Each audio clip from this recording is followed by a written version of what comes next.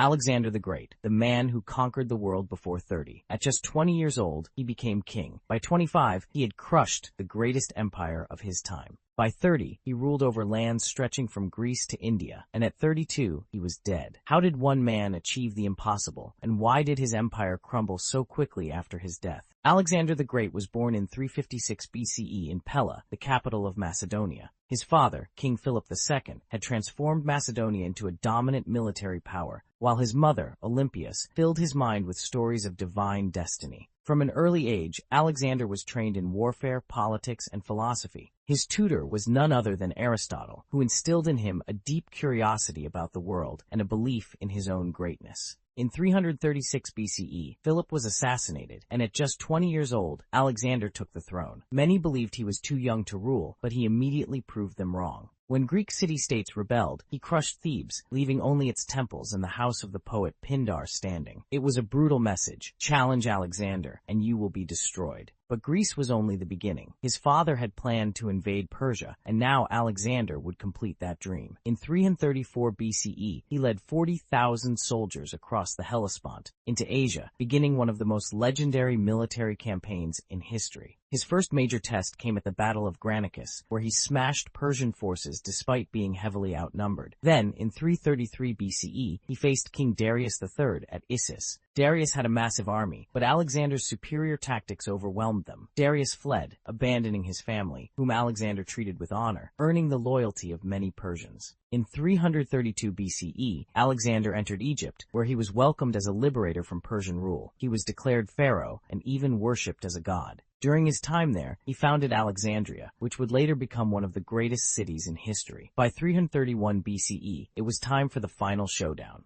At the Battle of Gaugamela, Alexander faced Darius III once again. The Persian king had one of the largest armies ever assembled, but Alexander's unmatched strategy led to a crushing victory. The Persian Empire had fallen. With Persia under his control, Alexander pushed even further. He marched into Central Asia, securing new lands and founding cities. But he wanted more. In 326 BCE, he invaded India, facing King Porus at the Battle of the Hydaspes. Porus had war elephants and a strong defensive position, but once again, Alexander's tactics led him to victory. But this time, his men refused to go further. After years of constant war, they had enough. Reluctantly, Alexander turned back, marking the limit of his conquests. On the return journey, his army suffered starvation, disease, and exhaustion crossing the Gedrosian desert. Many died, and tensions rose. By the time he reached Babylon in 323 BCE, Alexander was not the same man. Then suddenly he fell ill. His condition worsened, and within days, the greatest conqueror in history was dead at just 32 years old. His last words, when asked who should inherit his empire, were, "To the strongest." Without a clear successor, his empire collapsed almost immediately, divided among his generals. Yet, his legend never faded. He founded over 20 cities, spread Greek culture across the known world, and changed history forever. Alexander the Great wasn't just a king. He was a force of nature, an unstoppable conqueror, and a man whose ambition knew no limits.